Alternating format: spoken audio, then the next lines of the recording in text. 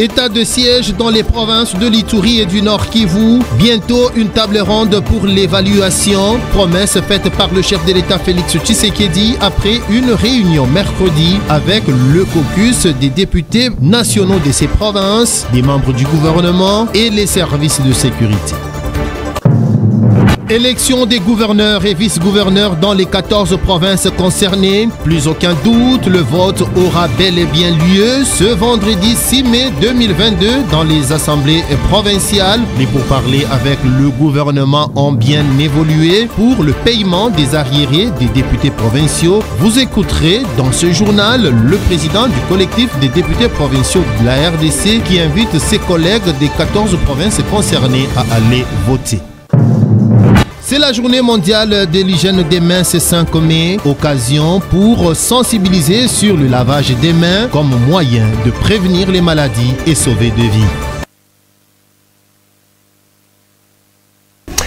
Merci de votre fidélité à Digital Congo. Merci d'être avec nous pour cette édition journal. Mesdames et messieurs, bienvenue parmi nous. Nous allons commencer avec le chef de l'État, Félix Antoine Tshisekedi Tshilombo, qui a eu une réunion mercredi avec les députés nationaux des provinces du Nord Kivu et de l'Ituri.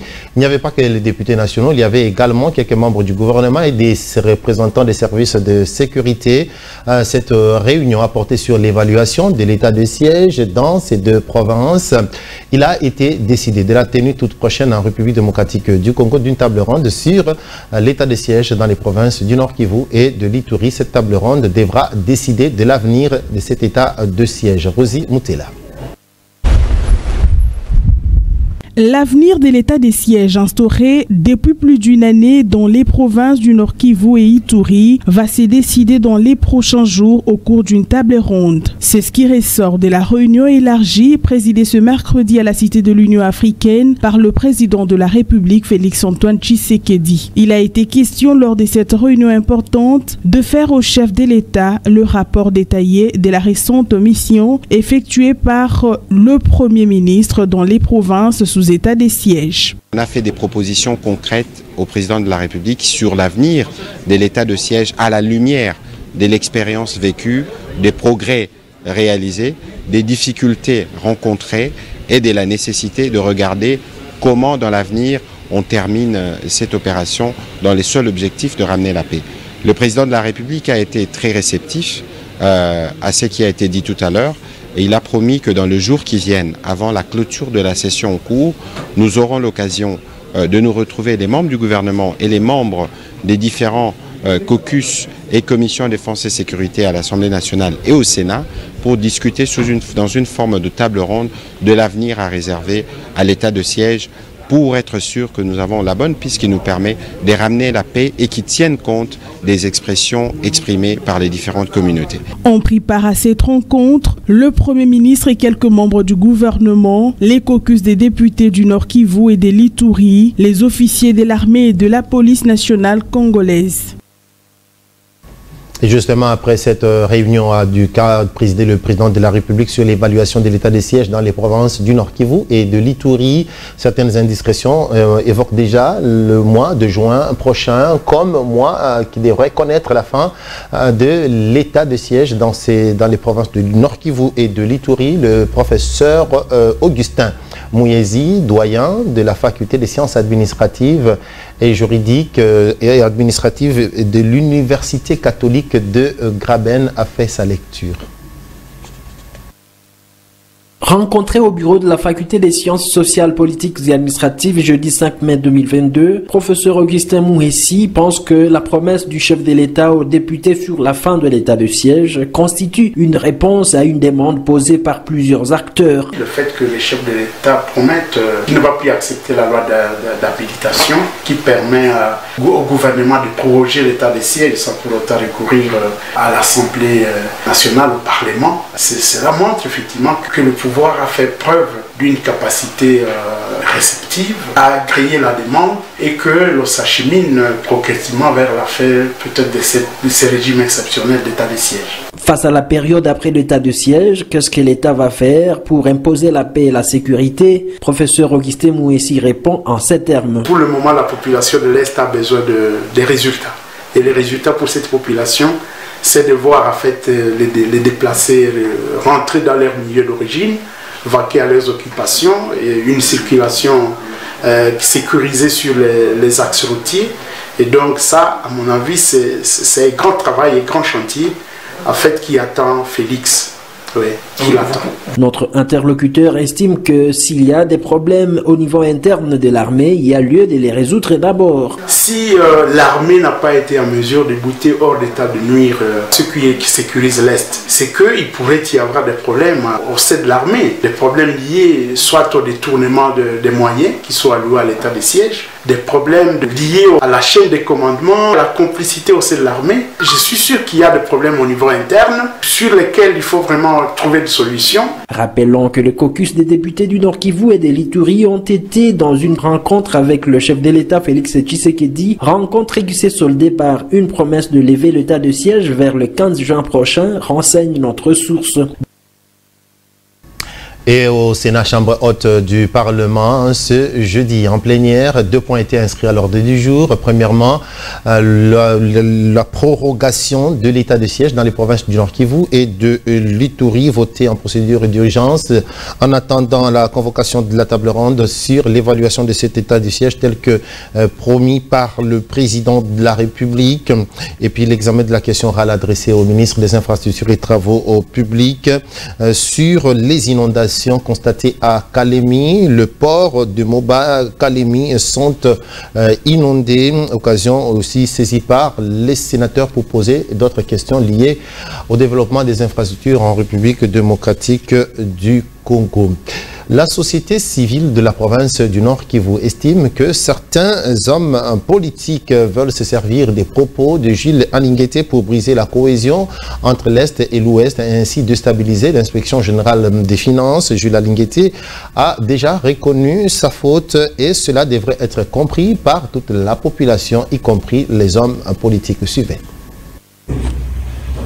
La société civile Force Vive du Nord Kivu prend acte du fait de fournir des explications à l'opinion nationale et des regrets présentés, mais elle regrette de constater que certains compatriotes, en l'occurrence les acteurs politiques de mauvaises intentions, veulent se taper de la santé politique en brandissant ces propos comme un élément démontrant l'animosité des Congolais de l'Ouest envers ceux de l'Est.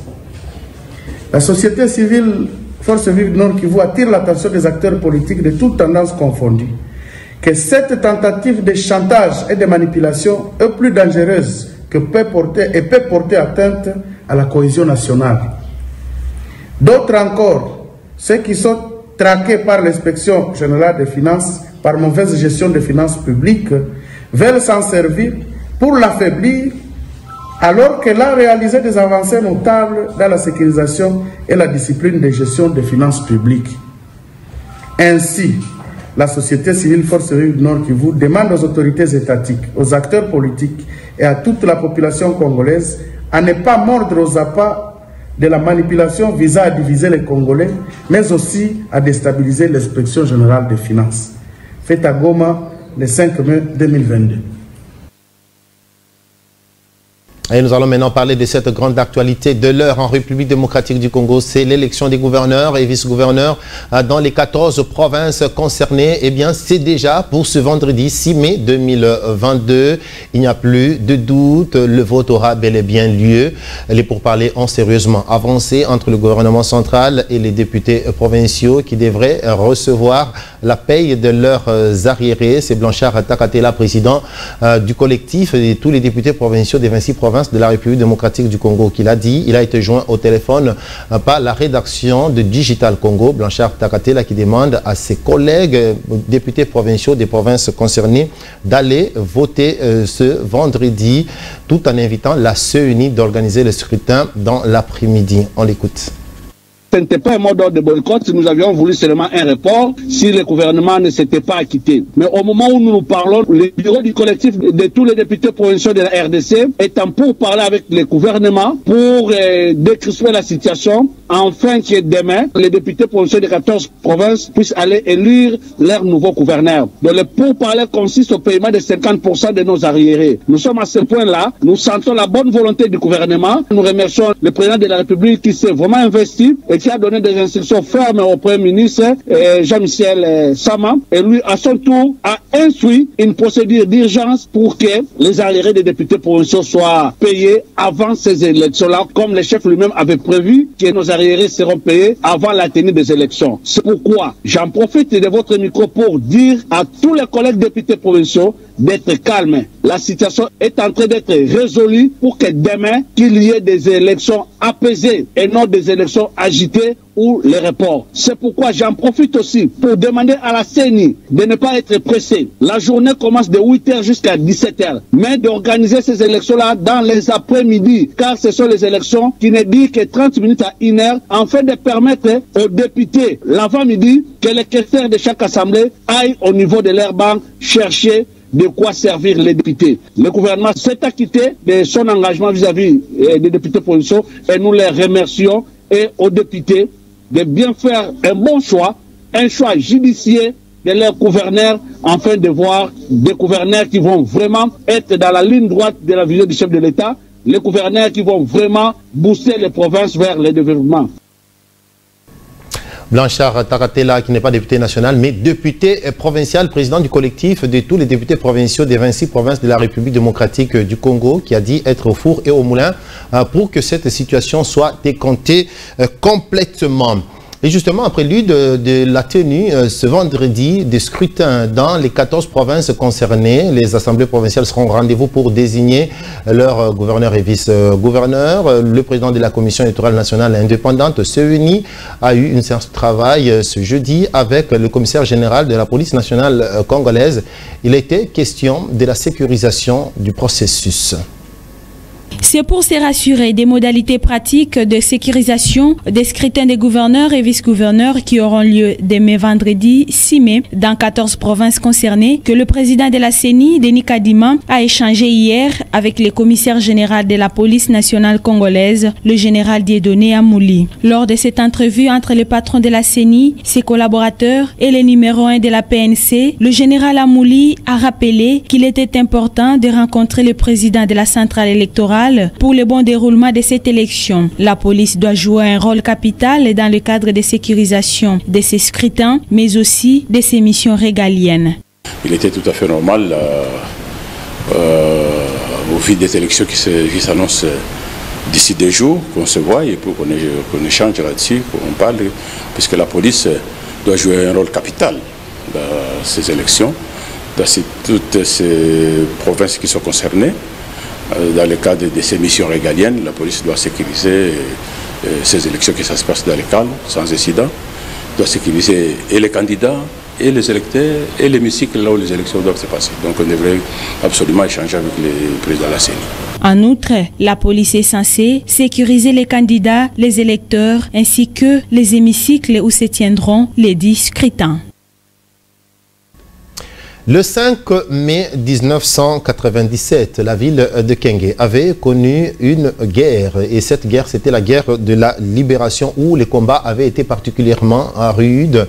Eh bien, il y avait eu aussi plusieurs victimes. Des fils et filles de Kenge étaient tombés. 25 ans après, une messe d'action de grâce a été organisée en leur mémoire pour le repos de leurs âmes et des recommandations ont été adressées aux détenteurs du pouvoir public pour rétablir les victimes dans leurs droits. Et c'est depuis 2018 qu'est commémorée cette date grâce à la structure Jeunes Authentiques et Visionnaires du Grand Bandundu et ses environs, JAVIBA en sigle. Suivez.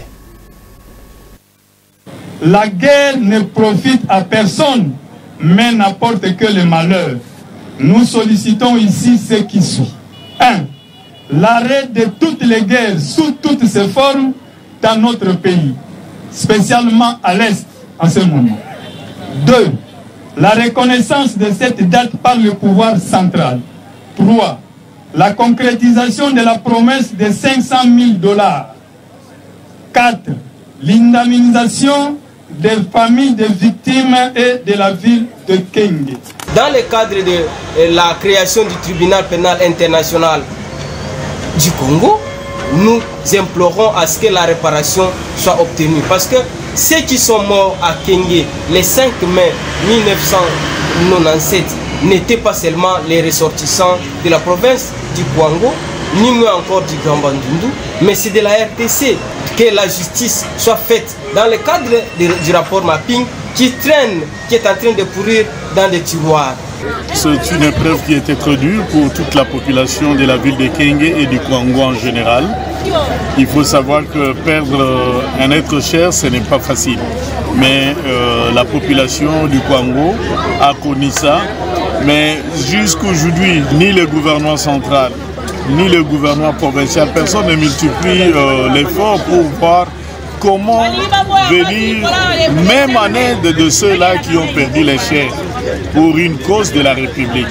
Sincèrement, ce que je venais de suivre comme témoignage, je ne l'ai jamais su.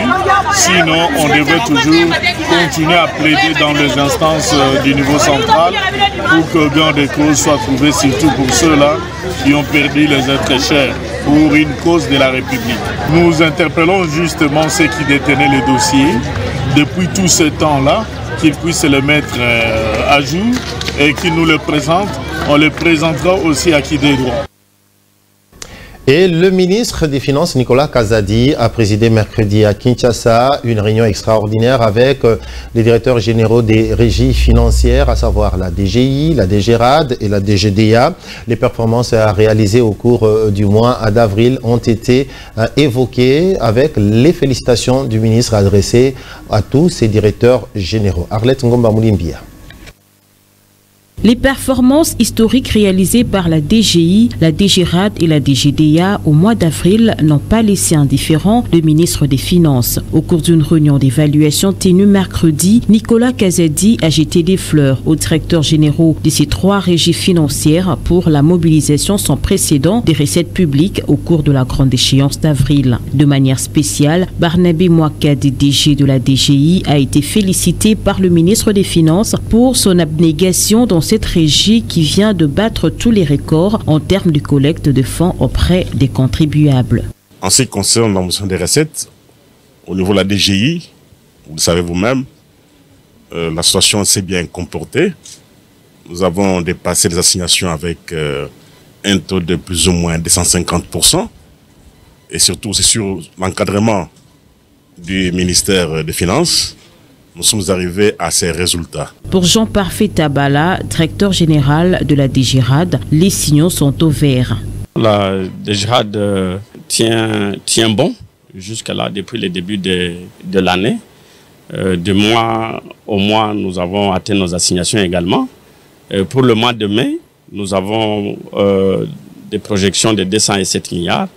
Et nous espérons que nous allons les réaliser avec les stratégies mises en place pour ressasser tout ce qu'il y a eu comme reste à recouvrer, pour obtenir le paiement de tous les dossiers qui sont en contentieux. Signalant que les performances réalisées par les trois régies financières, à savoir la DGDA, la DGI et la DGRAD, sont les résultats de la nouvelle méthode de travail mise en place par l'argentique congolais. Aussi, il faut le dire, la digitalisation des régies financières a beaucoup contribué à l'augmentation des recettes de l'État, ce qui relance la nécessité de numériser graduellement le processus de collecte des fonds à travers toute l'étendue de la République démocratique du Congo. Ceci permettra de doter au gouvernement les moyens substantiels de sa politique visant le développement pérenne. Après une participation active à la table ronde de Lubumbashi, table ronde interprovinciale sur la paix et la cohabitation pacifique entre la communauté du Grand Katanga et du Grand Kasaï, Fifi Masuka Saïni, gouverneur intérimaire de la province du Lalaba, a regagné sa province mardi dans la soirée. Accueilli par une foule, elle a remercié le chef de l'État pour cette initiative de cette table ronde. Alelino Mwamba. Après sa participation active aux travaux de la table ronde sur la paix et vivre ensemble entre les communautés du Grand Kasaï et du Grand Katanga organisée à Lubumbashi, le gouverneur intérimaire et sa suite ont regagné la province du Lualaba le mardi 4 mai 2022 depuis l'aéroport national de Kolwezi. Quelques membres de l'exécutif provincial, d'autorités politico-administratives et sécuritaires étaient sur place. La population du Lualaba s'est elle aussi déplacée en grand nombre pour accueillir l'autorité provinciale. Marie-Thérèse Masuka résume pour ce faire les activités de son séjour en saluant la sagesse du chef de l'État d'avoir initié la table ronde. Nous tenons à dire merci au chef de l'État, lui qui a permis qu'une table ronde soit faite au niveau de la province du Haut-Katanga, qui a réuni 9 provinces, 5 de l'espace Kasaï et 4 de l'espace Katanga. C'est un appel à la paix, un appel à la tolérance, un appel à l'union. C'est ce qui a été fait. Et pour ça, nous avons eu des séances de travail. Nous avons écouté tour à tour toutes les communautés, toutes les couches pour savoir exactement qu'est-ce qui s'est passé entre les deux communautés. Et les linges sales se sont lavés dans la famille. L'autorité provinciale s'est ensuite engloutie dans la foule de ses administrés, souvent excités de joie à chaque fois qu'elle regagne sa juridiction après une mission à l'extérieur. Ce jeudi, c'est le 5 mai 2022 et à cette date, le monde célèbre la journée mondiale de l'hygiène des mains. Cette journée est consacrée à la promotion du lavage des mains et qui constitue l'un des moyens le plus efficaces pour prévenir les maladies et sauver des vies. Reportage. Chaque année, la campagne de l'Organisation mondiale de la santé vise à mettre en exergue l'importance de l'hygiène des mains dans les soins de santé. Et cette campagne mondiale est célébrée le 5 mai de chaque année. Pour cette année, l'Organisation mondiale de la santé met l'accent sur l'importance de l'hygiène des mains, clé de la sécurité et de la bonne santé, avec comme slogan « Unis pour la sécurité, frictionnez vos mains ». Le docteur Fabien Chikudumuna explique que les maladies des mains sales sont les plus transmissibles. Parmi les maladies liées aux mains sales, nous avons la fièvre typhoïde, nous avons la shigellose, nous avons le choléra. La fièvre typhoïde, ce sont des maladies des mains sales qui se transmettent de l'homme à l'homme. De l'homme qui est l'hôte, qui transmet à un autre homme. Cette transmission peut être directe ou indirecte. Elle est directe lorsque l'homme qui transmet à un homme. Elle est indirecte lorsqu'elle passe directement par de l'eau, des aliments souillés, de l'eau, des aliments souillés et autre chose souillée que nous mangeons. Ça nous apporte des maladies à main sale. Occasion pour lui de lancer un appel à toute la population congolaise au respect de l'hygiène des mains, car les mains sales sont à la base de plusieurs maladies. C'est de prendre en charge, de se laver les mains à chaque fois qu'on veut faire ingérer une chose à manger dans nos bouches. Parce que ces infections, ça passe par la bouche, ça passe l'œsophage, l'estomac, il est puis l'estomac, et puis directement, ça colonise l'organisme entier, directement on tombe malade. Il faut noter que cette journée a été instituée en 2009 par l'Organisation mondiale de la santé avec comme objectif mobiliser les populations autour de la prévention des infections par monoportage, dégager localement les actions d'amélioration et améliorer les pratiques lors des soins. Et se communiquer à quelques jours des rencontres des demi-finales de la Coupe de la Confédération, des demi-finales de la Coupe de la Confédération entre le tout-puissant Mazembe de Lubumbashi et la Renaissance sportive Berkane. Le président d'Alési, les Léopards rénovés et mécène de la jeunesse et des sports, Yasanté Moulongoy, exprime son soutien total au tout-puissant Mazembe.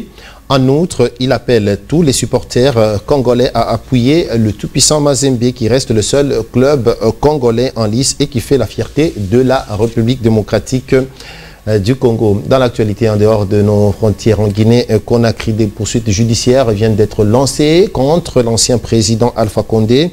C'est à la suite d'une plainte qui a été déposée par une organisation ayant mené des enquêtes depuis 2019.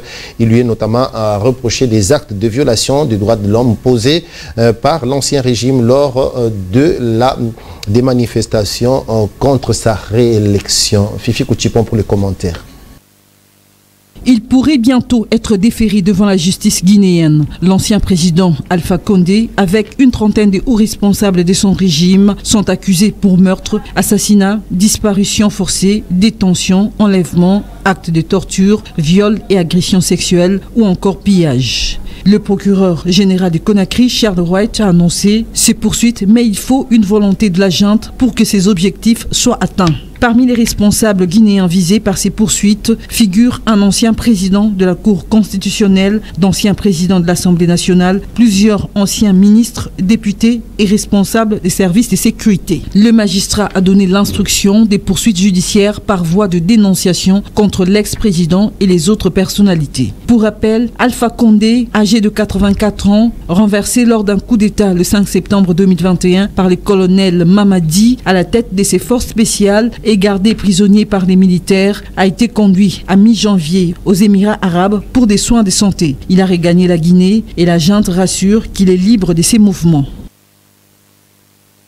Et voilà qui vient clôturer cette édition de journal. Merci à vous de nous avoir accordé votre attention.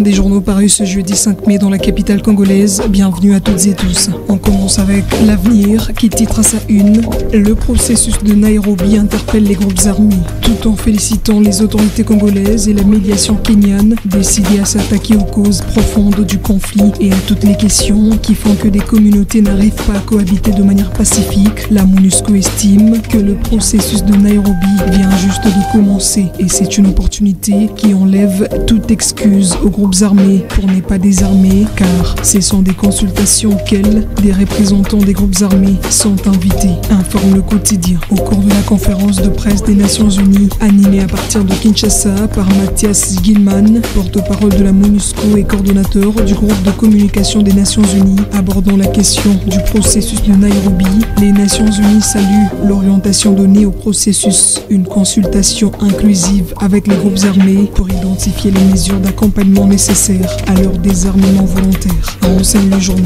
La prospérité, lui, revient sur l'accord de la relocalisation au Rwanda des demandeurs d'asile islamique. Le quotidien titre à sa 3e page « RDC, le nouvel élan alerte Boris Johnson et appelle à l'annulation pure et simple ». Le journal révèle qu'il existe depuis le 14 avril 2022 un accord entre le Royaume-Uni et le Rwanda sur la relocalisation des demandeurs d'asile, principalement originaires des pays islamiques. Pour le nouvel élan qui suit de près cette situation, il est d'autant plus étonnant que cet accord soit intervenu le 14 avril, 2 semaines seulement après que l'actuel président ait signé l'adhésion de l'RDC dans l'Organisation des États de l'Afrique de l'Est, dont l'une des dispositions majeures stipule la libre circulation des personnes et de leurs biens.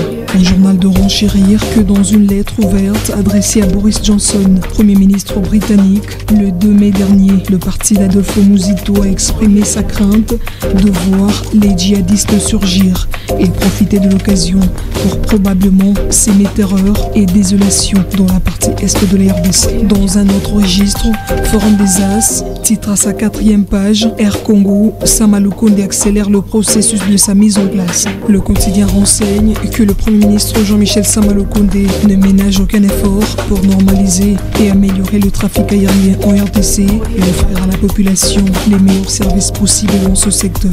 C'est dans ce cadre que le chef du gouvernement a reçu mardi 3 mai une délégation de la compagnie Ethiopia Airlines conduite dans son office par le ministre des Transports, voies de communication et désenclavement pour s'enquérir de l'évolution du dossier de partenariat RDC Ethiopia Airlines en vue de la création de la compagnie Air Congo.